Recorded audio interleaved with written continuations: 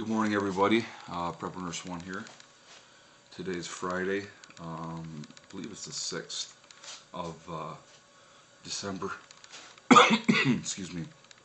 Still working on a cold. What I wanted to talk to you about is using psychology to outsmart, if I could think here, to outsmart your child when it comes to getting them to do what you want, and how Pavlov's law goes into that effect of using psychology to outthink your child.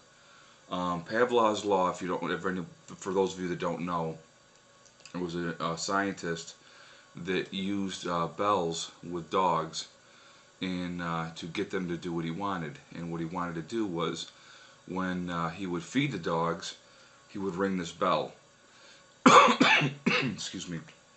And so he trained the dogs so that when he would ring the bell, the dogs would associate that sound of the bell to eating, so they would start to salivatate.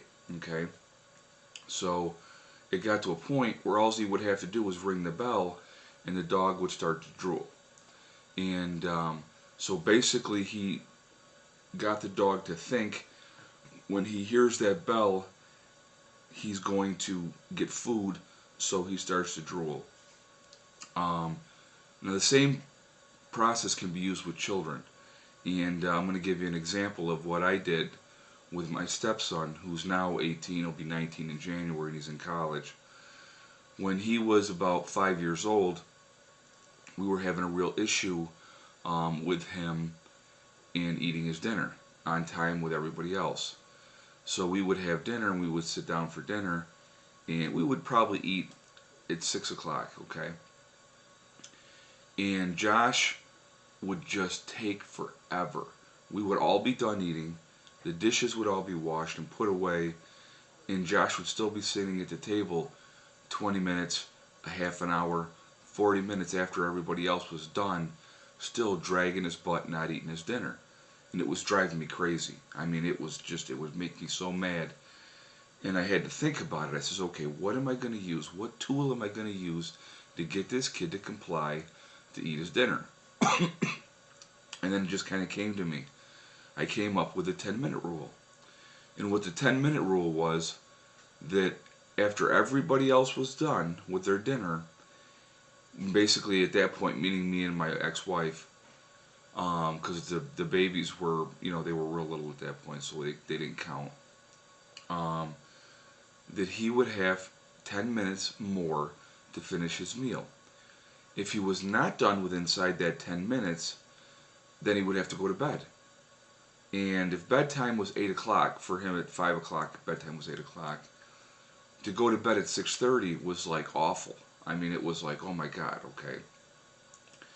So we came up with that rule. Now, of course, he tested it. And so the first time he tested it, he got sent to bed at 6:30 at night.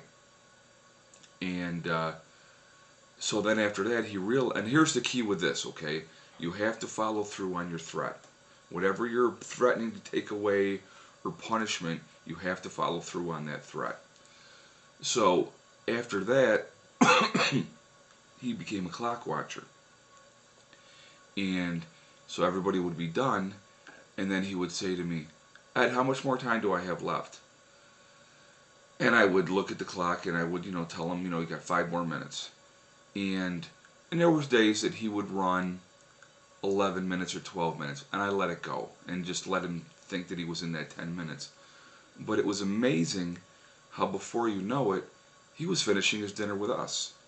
And the 10-minute rule excuse me, didn't even apply anymore, because he realized that he needed to eat his dinner in a timely fashion, and he did. And my frustration was gone and ended, and he did what he was supposed to do, which was eat with us in a timely fashion. Now, I'm taking that same psychology to present day now with my son, and I wish I had thought about this sooner, but when you have nights where you don't get a lot of sleep and your thought process isn't there, and I kept thinking, how am I going to get my son to stop calling out to me through the night. Now, I put in my other video that my son won't stop calling me. Well, people misunderstood what I was saying. My son's 13, and he's in the next room, and he hollers out through the night, and he'll go, "Dad," and I have to reassure him, "You're fine, everything's okay." Well, it'll be up to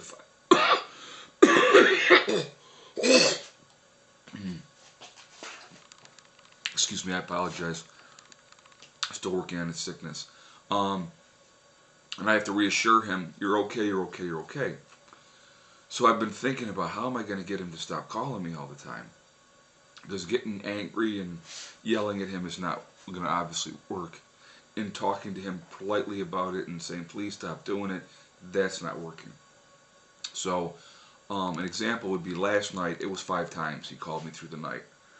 And so your sleep is always being interrupted. You're not getting proper rest, and you're overtired and whatnot. So I came up with a solution. What I did is I told him last night, because now it's 3 o'clock in the morning now, and I just woke up. I went to bed at 11, and I just woke up. What I told him was that from now on, I said, if you call me through the night and wake me up, it's going to cost you time on a computer. Half an hour for every time that you call. So that's a half an hour later that you can't go on a computer. But what I told him was this: you get 1. You can call me once, okay? And now it's 3 in the morning, and he called me at 2 in the morning, and I told him, I said, "Okay, here's your 1 time. After this, if you call me again, you're going to start losing time on a computer."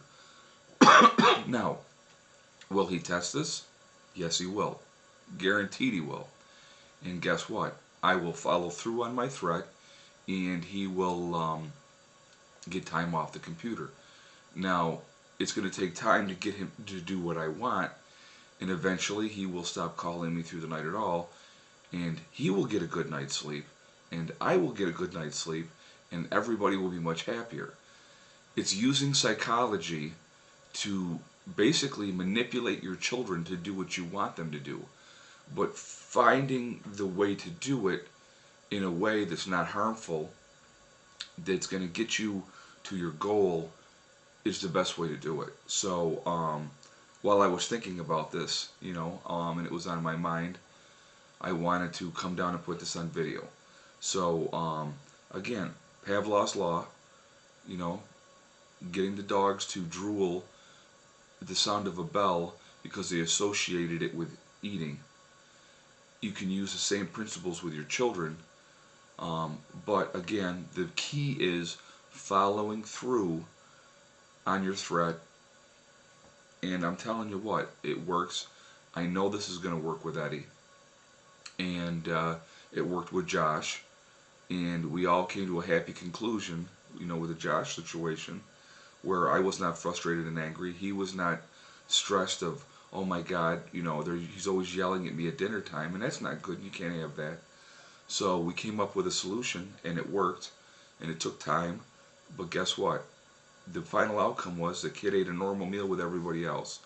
With Eddie, my outcome is that he will get a good night's sleep and not wake up and call me 3, 4, 5, 6 times through the night. And then everybody will get a good night's rest. So I will keep you updated on how that goes, and I know it's going to work. I know it, because for Eddie, computer time is everything. So, alright guys, I appreciate you watching. Let me know what your thoughts are. Let me know what strategies worked for you with your children. And it's a game. It's all a game. So let me know your thoughts. Thank you very much. Prepper Nurse 1 out for now.